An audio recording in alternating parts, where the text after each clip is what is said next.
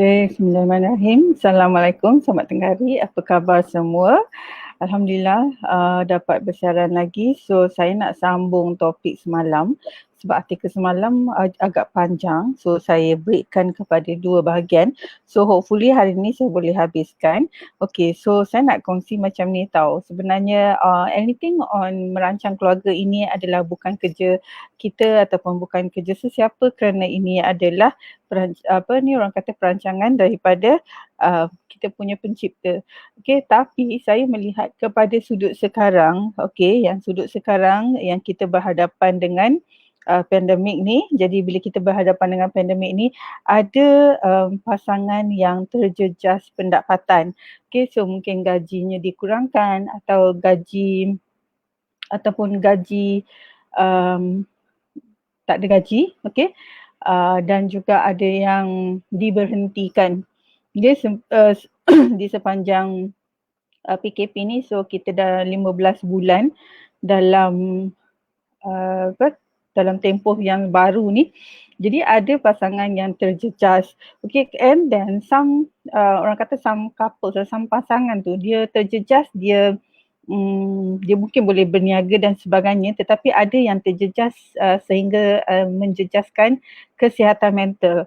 Right, so I baca banyak juga. Jadi I fikir kalau kata kita suami isteri mungkin terjejas dengan pendapatan, dan bukan kita kira rezeki tu kat mana-mana, itu bukan, itu memang ikhtiar kita.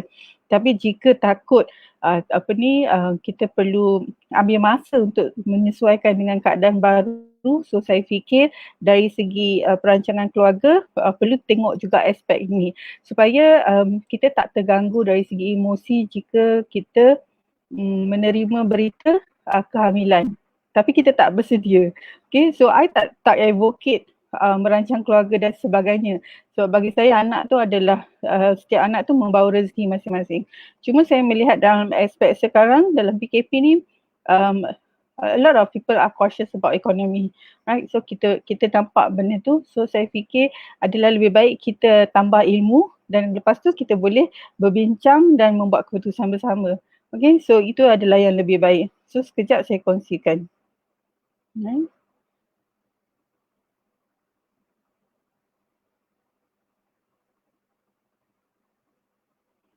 So perkara ni saya fikir macam ni tau, sebab a lot of people bila dia dah hamil, okay, tak kira dia suami isteri ataupun hamil di luar pernikahan, so mereka akan resort kepada pembuangan bayi. Okay, dan benda tu adalah perkara yang bagi saya terjejas kesihatan lah. So amat menjejaskan kesihatan wanita itu. So lebih baik kita fikir kalau kita hamil, kita teruskan dan mungkin boleh decide untuk menjaga anak itu ataupun kita beri kepada orang lain. But obviously kita tak nak lah sampai macam tu kan, sebab anak itu tidak minta dilahirkan. Okay, right. So saya dah kongsi semalam faedah, antara faedah merancang keluarga. Harap nampak sekejap saya check kalau nampak. Saya tahu tulisan ni kecil dan saya tak mampu nak copy untuk buat slide, jadi mungkin semua orang boleh tengok je dekat website yang saya pergi ni, right? Okay, I can see. Alright. So semalam saya kongsi faedah merancang keluarga, antaranya meningkatkan kualiti hidup wanita, pasangan dan anak-anak, membantu wanita merancang dan menjarakkan kehamilan untuk kesihatan ibu dan anak yang lebih baik, untuk mengelakkan kehamilan yang tidak diingini, untuk menyelamatkan nyawa ibu dan bayi. Sebab kalau kita kurang tengok aspek kesihatan, so boleh menjejaskan. Okay, so kemudian merancang keluarga membagi kesejahteraan keluarga. So tengok dalam situasi pandemik sekarang, mungkin keperluan untuk merancang keluarga tu perlu supaya kita tangguhkan dulu jika kita memang berdepan dengan pendapatan yang terjejas. Okay, sebab semua orang bercakap tentang pendapatan yang terjejas. Sebab kalau kata kita tak ready, kita masih tengah struggle atau masih tengah mempersiapkan something else, so we need more time. Okay, so mungkin ini adalah yang lebih baik. Right, so apakah kaedah yang sesuai untuk seorang wanita tu? Okay, saya teruskan.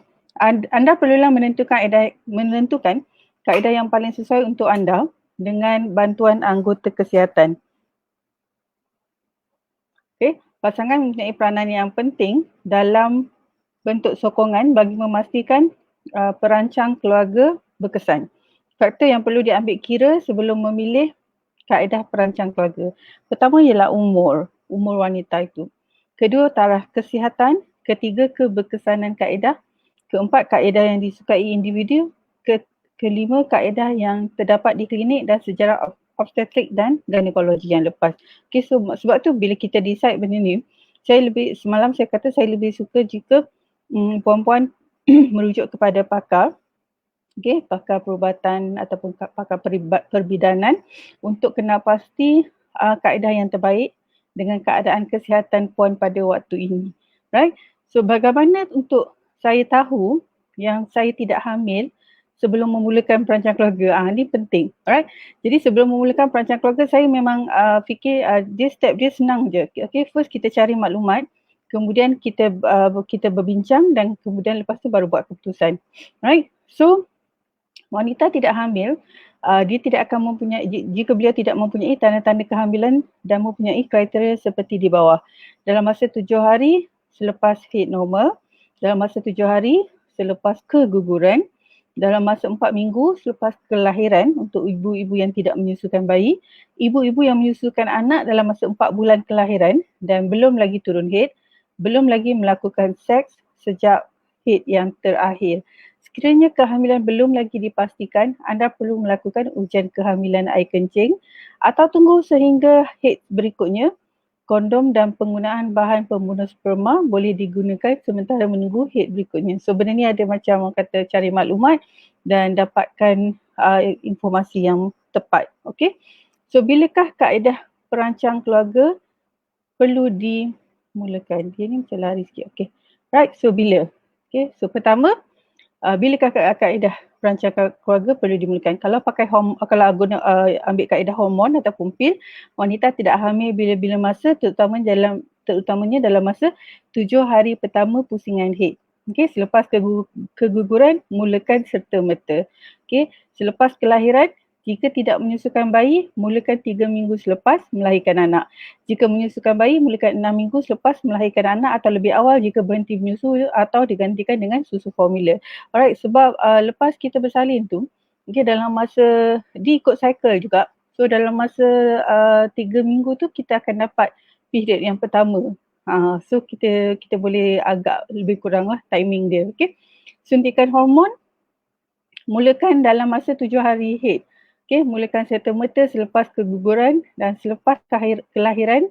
Sekiranya tidak menyusu serta-merta selepas melahirkan anak, jika menyusu bayi 6 minggu selepas melahirkan anak. Okay, so kalau suntikan, ini waktu dia. Okay, kalau menggunakan alat dalam rahim, okay, semasa haid, serta-merta selepas keguguran 6 hingga 8 minggu selepas kelahiran sebelum memulakan hubungan seks. Okay, so menggunakan alat dalam rahim dan saya berpengalaman untuk kaedah yang ketiga ini.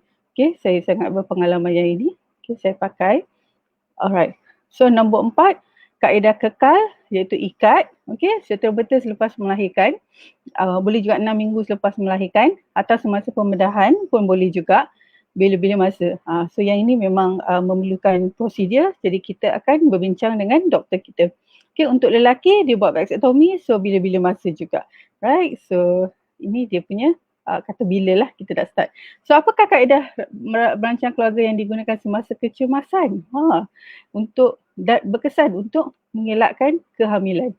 Okay, keberkesanan pil perancang yang digunakan semasa kecemasan ialah 75%. Manakala keberkesanan alat rahim 99.9%. Okay, so nak bagi tahu apa yang benda ni. Okay, so kalau kata kita menggunakan untuk mengelakkan kehamilan, kalau kita dah pakai device dalaman, so 99% kita boleh elakkan. Tapi kalau kita menggunakan pil perancangan, about 75%. Kemungkinan besar jugalah. Okay, alright. So, apakah yang perlu saya lakukan jika saya terlupa mengambil pil? Ni untuk orang yang lupa nak ambil pil. Sebenarnya, okay, lambat memulakan tidak melakukan seks atau menggunakan kondom ataupun menggunakan bahan pemusnah sperma. Okey, sehingga anda mengambil turutan 7 pil. So kena ingatlah benda ni. Sebab kalau makan pil hari-hari ni, kalau tak terlupa nak makan hari ni, besok kena terus, dia adalah doktor akan kalau kita beli tu memang doktor akan orang kata bagi explanation lah. Okey, dan saya tak sesuai dengan mengambil pil. Jadi saya tak ada pengalaman tu dan saya tak pernah ambil pil hormon. So saya memang tak ada pengalaman yang ni. So kalau kita nak beli, nak gunakan kaedah ni, you kena dapatkan penerangan yang betul. Kalau you miss ambil pil ni, apa you boleh buat seterusnya. Okay. So terlupa satu pil, ambil serta-merta dan sambung yang lain seperti biasa. Sebab banyak cases dia terlupa ambil satu hari saja pun boleh lekat ataupun boleh sangkut. Right. Terlupa 2 pil, 2 atau lebih pil, Allah, gunakan kondom untuk selama 7 hari. Ambil pil hormon, kira berapa bilangan pil hormon yang masih tinggal dalam paket. Jika 7 biji atau lebih, makan pil yang tinggal seperti biasa. Jika kurang dari 7 pil hormon yang tinggal, maka baki pil yang tinggal tu seperti biasa, dan makan baki pil yang tinggal tu seperti biasa dan mulakan paket baru pada harinya. Sebab kalau kita beli yang tu, dia ada ikut hari dia kan, so you must take that according to the days. Right, but I don't have experience in that sebab tu saya hendak merancang keluarga those days. Doktor diagnose saya tak sesuai dengan kaedah pil. Okay, so ni kena tengok. So apa yang perlu saya lakukan sekiranya saya tertinggal pil hormon? Okay, so apabila ambil pil terakhir yang tertinggal, serta-merta elakkan seks, sambung mengambil pil berikutnya seperti biasa. Jika tidak dapat mengelak dari melakukan seks, gunakan kaedah perancangan yang lain selama 48 jam. Okay, so sebab tu kalau benda tu kena ambil daily, saya rasa bagi saya lah ya, kadang-kadang kita terlupa. Sebab sekarang ni suplemen pun kadang terlupa nak makan. So kalau puan-puan betul-betul nak pilih kaedah ni, make sure tak tinggal. Sebab kalau tertinggal satu hari pun dia punya kelang kabut tu boleh tahan juga. Okay, so sebab tu saya cakap, kalau kita tertinggal tu memang peratusan you akan hamil tu sangat tinggi. Okay, right. What else? Okay. Sekiranya Tuk Fallopian peranakan saya telah diikat, okey, kaedah pembedahan adalah kaedah kekal dan pembedahan untuk membukanya dapat dilakukan tetapi mungkin tidak akan berjaya. So a lot of orang kata pasangan, mereka decide nak ikat orang kata saluran peranakan ni, decide selepas mereka dah puas dapat anak. So maybe kelahiran yang pada mereka ini adalah kelahiran yang last lah kan, anak bongsu, mungkin anak ketiga ke keempat ke whatever it is, ataupun mungkin sebab doktor dah suggest that's the best thing to do. So dia akan buat ada prosedur kan, so you akan buat dekat dengan pakar dan sebagainya, dan betul-betul kena decide. Sebab kalau one day terfikir nak hamil semula tu, bila nak buka tu mungkin ada yang tak berjaya hamil. So benda ni memang kena fikir betul-betul. So discuss baik-baik. Jika sekiranya ini adalah yang baby yang last, so mungkin boleh. Saya ada kongsi cerita nasib. I have a friend, okay, yang decide untuk benda ni selepas dia kahwin semula. Okay, dia kahwin semula dengan suami baru. So dia dah dapat anak, and then dia pun terus decide dia dah tak mau lagi dah anak. So dia ada anak dengan perkahwinan sebelum dan perkahwinan yang baru. So mereka berbincang dan memutuskan untuk membuat kaedah ini. So ada juga. Okay, right. Okay, di manakah saya boleh mendapat khidmat bantuan untuk perancang keluarga? Okay, so selalunya kita akan pergi pada khidmat perancang keluarga di LPPKN tu memang famous lah. Okay, so untuk pengetahuan, saya juga menggunakan kaedah device dalaman tu yang first kali di klinik perancang keluarga. I think those were many years before, tak ingat tahun berapa, 98 lepas kelahiran anak saya. Okay, so boleh dapatkan kat klinik kerajaan dan juga banyak klinik. Okay, tapi yang penting adalah memastikan klinik ini adalah beroperasi secara sah. Okay, right. So banyak bahan rujukan untuk kaedah merancang keluarga. Right, okay, so ini adalah artikel yang saya pilih, iaitu merancang keluarga sempena, bersempena dengan kebanyakan pasangan suami isteri sekarang mungkin terjejas dari aspek pendapatan kerana ada yang diberhentikan kerja, ada yang dibayar gaji separuh, ada yang diberi cuti tanpa gaji, kan, dan a lot of other things sebab dalam keadaan macam sekarang mungkin ada syarikat yang tak berupaya untuk beroperasi, jadi mereka terpaksa menutup syarikat dan pekerja akan kehilangan pekerjaan. Jadi kita kena tengok kat situ ada banyak aspek positif yang kita boleh pelajari daripada situasi sekarang, dan antara yang perlu diambil berat adalah merancang ahli keluarga lah. Okay, so kalau pendapatan tidak terjejas, kesihatan mengizinkan, kita boleh hamil dan sebagainya. Tapi jika pendapatan terjejas, jadi kita mungkin nak sesuaikan dulu. So mungkin ada orang yang baru nak mulakan perniagaan dan sebagainya. Jadi mungkin tumpuan lebih kepada nak bangunkan ekonomi keluarga dulu. So mungkin nak menambah ahli keluarga tu boleh ditangguhkan. Okay? Tetapi ada juga yang dahlah pendapatan dia terjejas, kemudian kesihatan juga terjejas. So benda tu perlu ambil tindakan. Alright, so saya stop sharing.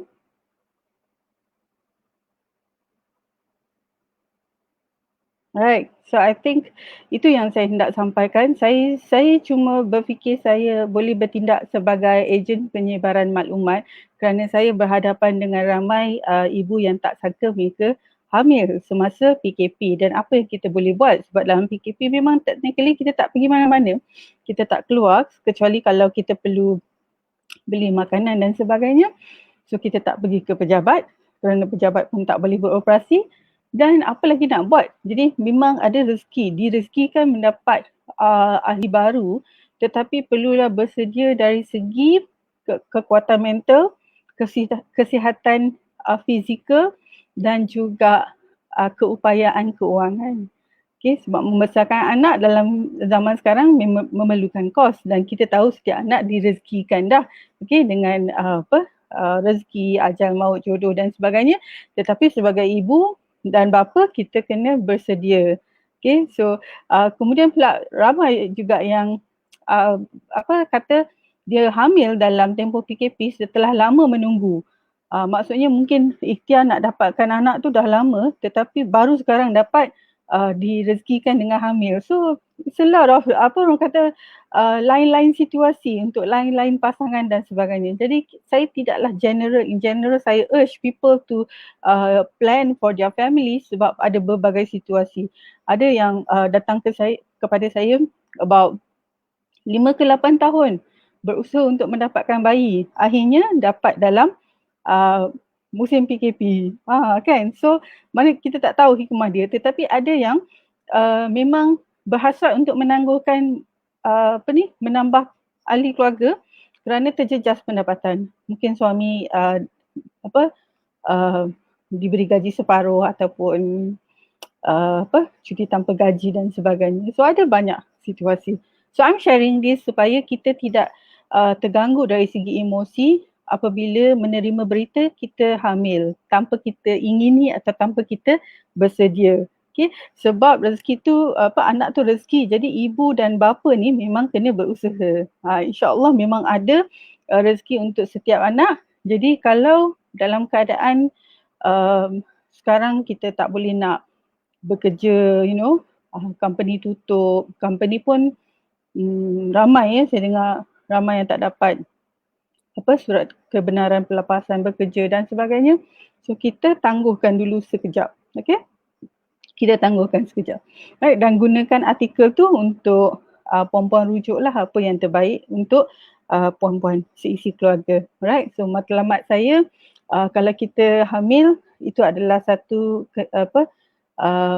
satu berita yang kita tunggu-tunggu, yang kita nanti-nantikan, insyaAllah, alhamdulillah.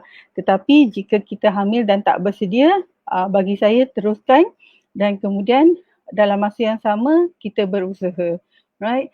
Kemudian bagi yang tidak ingini kehamilan, lebih baik siap daripada awal. Okay, gunakan kaedah yang saya kongsi dalam artikel tu dan berbincang dengan doktor. Saya suka berbincang dengan doktor sebab ada banyak benda yang kita tak tahu, dan saya tak suka memandai-mandai bila when it comes to kesihatan. Okay, sebab ada prosedur, ada a lot of things. So jangan pandai-pandai nak beli ubat di online dan sebagainya. Right? So itu saja perkongsian saya untuk hari ini. So take care, stay safe, keluar bila perlu saja. Untuk usahawan kan, saya suka nak share, kita, I wish the sectors, I wish all economy sectors boleh beroperasi lebih seperti biasa. Tetapi apa yang akan berlaku ni nobody knows. So sama-sama minta doa daripada semua, semoga semua orang kata sektor ekonomi yang terjejas tu dapat beroperasi seperti biasa dan ekonomi pulih seperti biasa semula, dan puan-puan pun boleh boleh buat keputusan untuk tambah ahli keluarga. Okay, so before I end this, I nak share about satu untuk ibu hamil dan menyusu. Okay, boleh update status di MySejahtera untuk sesi vaksin. Right, sebab ada vaksin yang sesuai untuk ibu hamil dan untuk ibu menyusu. So jangan lupa dapatkan ni, sebab I think kalau kita masuk dalam kita punya dalam apps tu, ibu hamil dan menyusu ni saya rasa boleh jump queue lah, sebab dia pun dapat vaksin yang khusus. Right, so jangan lupa buat yang ni. And then second one is untuk ibu-ibu hamil ataupun yang sedang menyiapkan diri untuk hamil. Okay, so boleh muat turun ibu percuma panduan pemakanan semasa hamil, okay, untuk puan-puan bersedia, tambah knowledge. So kita jaga bab-bab pemakanan, sebab bagi saya kesihatan ibu itu penting sangat, sebab ibu yang akan melalui perjalanan hamil 9 bulan 10 hari, kemudian melalui perjalanan dalam dewan bersalin dan juga melalui perjalanan berpantang. Okay, so ibu kena jaga makan, kena ambil makanan yang betul-betul berkhasiat. Right, so jangan lupa muat turun ibu percuma di pantangplus.com. Right, so itu saja from me. So I tengok jap ada komen. Okay, thank you so much. Okay, Kak Dila, Kak Dila Aziz, dia sudi mendengar rancangan hari ini, ya, merancang ahli keluarga. Okay, jangan tiba-tiba, okay, jangan jadi tiba-tiba tengok kalender. Itulah memang sebab, itulah orang kata apa, barulah nak ni kan, orang kata macam accident kan. So kalau boleh lah, bukan sebab itu, sebab rezeki tu memang kita tak, orang kata kita memang tunggu, kita tadah je kan, tetapi tidak dalam keadaan bila berlaku sesuatu macam suami diberhentikan kerja, you know, ataupun dicutikan tanpa gaji dan sebagainya tu. So kita tak nak, dan kita dengar terlalu banyak sektor yang tak boleh beroperasi sekarang, so dia sangat menjejaskan pendapatan. So please take care on that side before kita decide untuk tambah ahli keluarga. Dan kepada mereka yang memang dah tunggu lama, tiba-tiba dalam PKP ni direzekikan, so itulah dia hikmah dia. So we have so many situations. Cuma saya kata kalau puan-puan hendak merancang, ada saluran yang betul untuk dapatkan maklumat. Right? Okay, itu saja daripada saya. Terima kasih kerana menonton dan mendengar. So hope it benefits those who listening. Thank you so much. Take care. Alright, stay safe. Kita jumpa lagi. Assalamualaikum warahmatullahi wabarakatuh. Yes, love you too Kak Dila. Thank you so much.